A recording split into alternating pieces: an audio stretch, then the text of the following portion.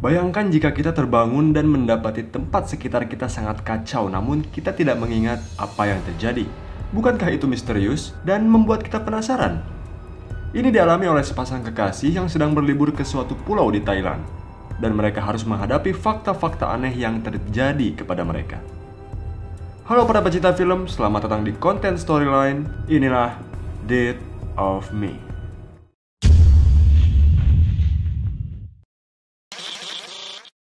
Scene dibuka dengan memperlihatkan sebuah pulau dengan aktivitas orang-orang dalam di sana yang biasa aja. Namun di satu villa atau tempat penginapan terdapat sepasang kekasih dengan kondisi ruangannya yang sangat berantakan, dibarengi dengan berita bahwa akan ada badai besar yang akan menerjang pulau tersebut. Sepasang kekasih ini bernama Christine dan Neil. Mereka terbangun dan bergegas untuk segera pergi dari sana, karena itu adalah waktu mereka untuk pulang dan harus segera menuju dermaga biar gak ketinggalan kapal.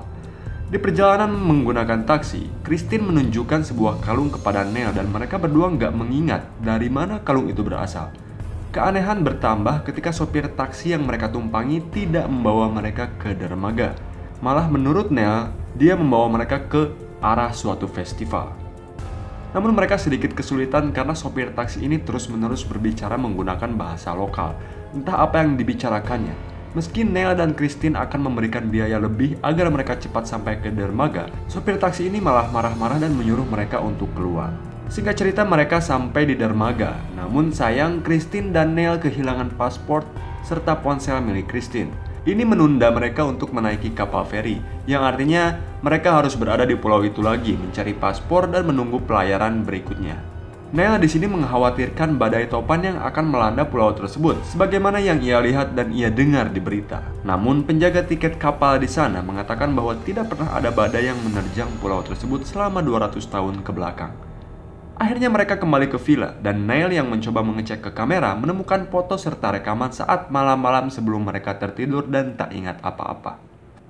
Rekaman itu menunjukkan terlihat mereka berada di sebuah bar dilayani oleh seorang pelayan cantik bernama Maddie. Neil merekam saat-saat mereka meminum minuman yang dihidangkan oleh Maddie dengan dicampur cairan yang mereka nggak tahu itu cairan apa. Dan Maddie memasangkan kalung kepada Christine karena keberaniannya. Neil dan Christine yang melihat rekaman itu masih nggak ingat apa-apa dan masih kebingungan. Rekaman itu masih berlanjut, Neil dan Christine tiba-tiba merasa pusing hingga tak sadarkan diri, sampai mereka terbangun di sebuah taman. Dan Neil dengan nafsu birahinya ngegas Christine di taman itu sampai mencekik, membunuh dan menguburnya di sana. Loh, ini aneh ya? Kenapa Christine masih bisa ada di sana melihat rekaman itu kalau ia terbunuh? Christine pun marah karena suaminya terlihat membunuh dia hingga menguburnya di sana. Namun ya masih terlihat aneh sih buat mereka karena Christine masih hidup dan Neil terlihat baik-baik aja kepada Christine. Christine lalu pergi ke kamar mandi mencoba menenangkan diri. Ia kaget ketika ia melihat lehernya yang merah bekas cekikan Neil. Lalu ia membuka kalungnya dan tiba-tiba ia merasa mual lalu memuntahkan kayak rumput gitu nih. Pokoknya Christine gak baik-baik aja deh. Lalu tiba-tiba datang seorang wanita bernama Samantha dan anak kecil bernama Natida. Samantha merupakan orang yang telah lama tinggal di sana, tepatnya yang mengurus penginapan di sana. Lalu Natida yang mengambil kalung milik Christine, ia mengembalikan dan memasangkannya kembali. Terlihat Christine seperti membaik ketika dipakaikan kalung itu. Lalu singkat cerita, Samantha menyarankan mereka pergi ke dokter di pulau itu. Christine dan Neil pun tiba di sana. Setelah dicek oleh dokter itu, Christine katanya baik-baik aja. Namun, ketika Neil mengatakan bahwa mereka dihidangkan minuman yang aneh yang membuat Christine seperti ini, dokter itu mengatakan bahwa mereka meminum minuman yang bernama Namun Prai, minuman keras yang dapat menimbulkan halusinasi berat. Tapi Neil di sini tidak mempercayai Namun Prai tersebut, seperti yang dikatakan dokter itu. Karena yang mereka alami sekarang dan yang mereka lihat di video itu benar-benar nyata. Namun sayangnya mereka tidak bisa mengingat kejadian di rekaman tersebut. Nah, singkat cerita, mereka pergi dari sana dan menuju ke sebuah kafe untuk beristirahat. Mereka lalu dihampiri dan disapa oleh seorang wanita, namun pandangannya jadi aneh ketika wanita itu melihat kalung yang dipakai oleh Christine. Sama halnya dengan orang lain yang memandang aneh kepada Christine. Di sini Neil pergi untuk merekam aktivitas festival misteri yang kebetulan ada di sana, di mana festival itu merupakan tujuan Neil untuk mendatangi pulau tersebut. Sementara Christine yang telah melepas kalungnya merasakan lagi mual dan kesakitan. Bahkan dia mengeluarkan ular dari dalam mulutnya. Kembali ke Neil yang sekarang berada di tengah-tengah festival mencoba membuat vlog gitu ya. Namun seseorang yang merupakan supir taksi di awal mencuri ponsel milik Neil. Neil pun mengejarnya dan lelaki ini terlihat menghapus video itu. Hanya videonya ya, video yang barusan dibuat oleh Neil. Neil pun mendapati ponselnya kembali. Ketika menuju kafe lagi, dia kehilangan Christine. Neil lalu mencari Christine dengan meninggalkan kalung Christine yang tadi dilepas di meja kafe. Ini entah nyata atau enggak, namun selama Neil mencari Christine sedang terbaring dengan orang-orang aneh yang sepertinya akan melakukan sesuatu kepada Christine. Tiba-tiba, penjaga kafe mengatakan bahwa ia melihat Christine. Neil pun mengikutinya, dan ia mendapatkan Christine tertidur di satu tempat di dekat kafe tersebut. Neil lalu mengobati luka yang tiba-tiba ada di tangan Christine, dan kalungnya yang tiba-tiba terpakai lagi di leher Christine. Christine pun menceritakan apa yang ia alami tentang melihat orang-orang yang aneh. Selama Christine menceritakan semuanya kepada Neil, dia lalu nggak sengaja melihat Maddie yang keluar dari suatu tempat. Namun karena mereka nggak bisa mengejar, mereka mengunjungi tempat di mana Maddie keluar tadi. Seperti tempat dengan penuh benda-benda sakral gitu. Mereka menanyakan Maddie kepada seorang wanita bernama Kanda. Dengan kesal, Christine mengatakan bahwa ia perlu menemui Maddie karena semenjak bertemu dia, Christine dan Neil jadi kacau. Akhirnya Kanda memberikan alamat sebuah bar tempat Maddie berada. Bar yang sempat mereka kunjungi di malam hari sebelum mereka sekacau ini. Singkat cerita, mereka tiba di bar itu dengan disambut oleh orang-orang yang menatap Neil dan Christine dengan senyuman. Senyum-senyum ngeri sih ini. Dan mereka disapa oleh Maddie. Seperti nggak ada apa-apa, mereka tuh kelihatan ramah banget ya. Namun aneh, ramahnya ramah aneh. Sampai pada sebuah benda kecil yang dipakaikan gaun yang mirip dengan gaun milik Christine menjadikan tempat itu lebih aneh lagi. Maddie lalu mengembalikan paspor milik Neil, namun tidak dengan milik Christine. Neil menjelaskan kepada Maddie apa yang terjadi setelah meminum minuman yang dihidangkan Maddie. Namun Maddie di sini mengatakan bahwa minuman itu Christine yang minta. Dan dia gak pernah mau meminum atau menyarankan minuman itu. Sampai akhirnya Maddie menghadiahi kalung kepada Christine karena telah berani meminum minuman namun pride. Sampai pada akhirnya penduduk di sana tiba-tiba berkumpul membuat Neil dan Christine tak nyaman. Akhirnya mereka pun pergi dari sana. Mereka kembali ke penginapan menemui Samantha dan Nathida untuk beristirahat sebentar. Samantha sedikit menceritakan kenapa dia ada di pulau dan dia mengetahui tentang kalung itu, yang dia sebut kalung ajaib. Jadi dahulu Samantha pernah punya penyakit yang serius. Namun setelah pergi ke luar negeri untuk berobat, tak ada yang berhasil. Dan ketika dia tiba di pulau itu, dia meyakini bahwa pulau itu yang terbaik karena dia tak pernah merasa sakit lagi selama berada di sana. Di sini Samantha mengatakan bahwa ia punya teman yang akan mengantarkan mereka ke daratan. Selagi menunggu teman Samantha tersebut, Christine meminjam telepon milik Neil untuk menghubungi yang sekiranya bisa membantu mereka. Christine pergi untuk mencari sinyal, sementara situasi mulai berubah menjadi aneh ketika ada satu nelayan di dekat Neil tiba-tiba berbisik kepada Neil dan Neil langsung membawa pisau menusuk dirinya mengeluarkan isi perutnya secara tiba-tiba. Sementara itu Christine melihat rekaman video di ponsel Neil yang mengatakan bahwa Christine dan dirinya akan mati di tempat itu. Christine yang kaget lalu melihat ke arah Neil. Dia menghampiri Neil namun Neil keburu terjatuh ke laut dan Christine pun terjatuh tak sadarkan diri. Singkat cerita, Christine terbangun dengan polisi dan Samantha berada di dekatnya. Ketika Christine melihat ke tempat Neil terjatuh, dia melihat laut itu sedang surut, kering gak ada airnya. Jadi beda banget sama kondisi saat dia melihat Neil. Christine mencoba menjelaskan apa yang terjadi dan ia lihat, namun tak membuahkan hasil. Sampai pada nelayan yang terlihat berada di dekat Neil waktu itu yang berbisik kepada Neil. Ketika ditanya pun ia hanya melihat satu orang, Christine doang, gak ada Neil. Samantha pun mencoba menenangkan Christine.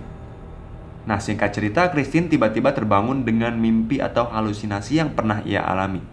Namun sekarang ia dikelilingi oleh anak kecil di tempat penginapan itu, di sekitar laut yang surut tempat terakhir ia melihat Neil.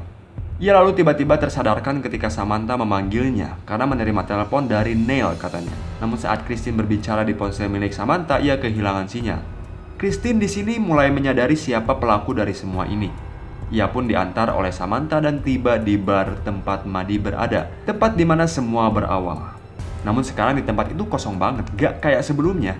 Hanya ada satu telepon yang berbunyi di tempat Maddie berada. Saat Christine mencoba mengangkatnya, Ia teralihkan lagi ke halusinasinya, melihat wanita tua dengan mata dan mulut yang dijahit tertutup mengerikan.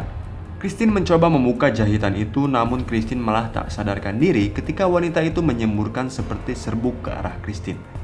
Dan Christine pun tersadarkan di tempat Samantha. Masih belum terjawab apa sih yang terjadi sebenarnya.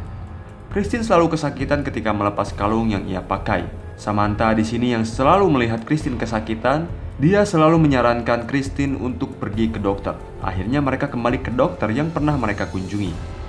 Namun di sini setelah diperiksa katanya Christine lagi hamil dan Christine merasa itu tidak mungkin. Kondisi di sana tiba-tiba berubah, kayak mau mati listrik gitu ya, atau kayak ada energi apa gitu. Christine mengalami sakit yang berlebihan. Lalu dokter di sana hendak untuk menyuntik menenangkan Christine, namun Christine menolak dan pergi dari tempat itu. Ia bertemu lagi dengan polisi yang sama. Polisi itu akan mengevakuasi warga karena badai akan segera datang.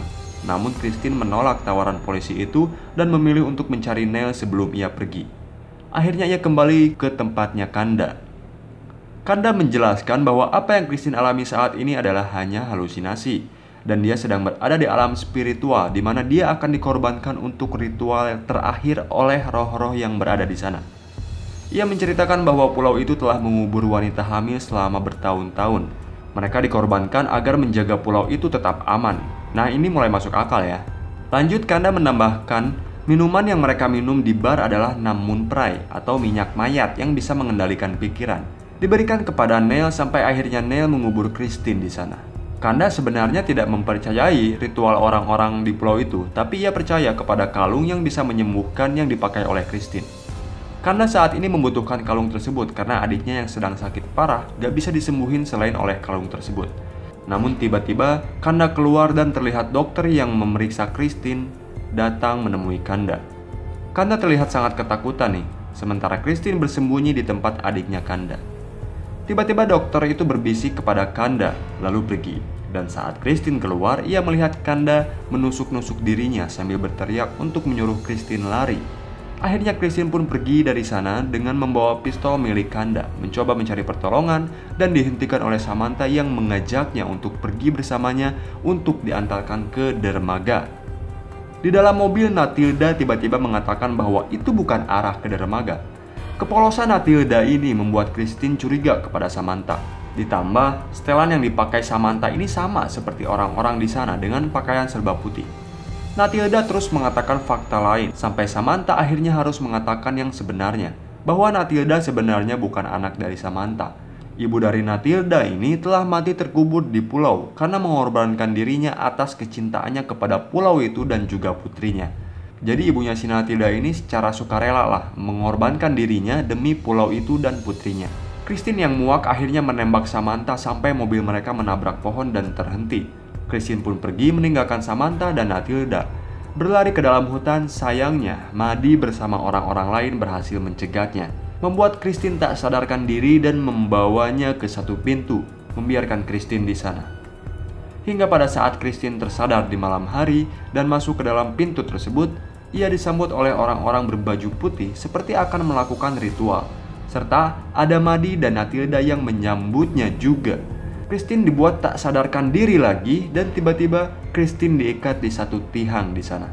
Maddie menjelaskan bahwa ini semua adalah respect dari orang-orang itu karena menurut Maddie, Christine telah menyerahkan dirinya untuk dikorbankan dengan minuman yang ia minta, dengan kesempatan untuk pergi namun lebih memilih tinggal demi mencari suaminya. Maddie menganggap itu adalah pilihan Christine untuk tinggal, untuk rela dikorbankan. Ternyata dokter, polisi, dan orang-orang yang pernah Christine temui itu sama aja busuknya. Mereka juga membantu ritual itu karena ya mungkin buat mereka untuk menjaga pulaunya dari bencana. Saat Maddie mencoba menjahit mata Christine, Christine berhasil melepas ikatan tali di tangannya dan mencoba mengacaukan ritual mereka dengan mata terjahit sebelah. Tiba-tiba cuaca berubah, turun hujan yang deras dengan dibarengi petir. Christine lalu pergi dari tempat itu dengan diikuti orang-orang di sana yang hendak mengejarnya. Christine tiba di dermaga, lalu menaiki kapal dan berlayar ke tengah laut. Keesokan paginya memperlihatkan pulau tersebut yang telah rusak parah diterjang badai. Sementara Christine berada di tengah laut dengan kapal dan ditemukan oleh tim SAR dalam keadaan tak bernyawa bersama kalungnya yang terlepas. Tim SAR pun membawa Christine. Lalu scene memperlihatkan orang-orang penduduk pulau itu, salah satunya si dokter yang telah tewas, termasuk si Christine juga tewas di sana. Tim SAR pun mengemasi mereka, memasukkannya ke dalam kantung mayat satu persatu, dengan kalung dimasukkan ke kantong yang dimana ada jasad Christine. Tiba-tiba Christine terbangun, dan film pun berakhir. Itulah alur cerita film Death of Me. Jangan lupa hit like dan share kalau kalian suka sama videonya. Subscribe juga channel ini sebagai bentuk support kalian dan biar gak ketinggalan konten storyline yang akan datang. Thanks for watching, sampai jumpa di storyline berikutnya.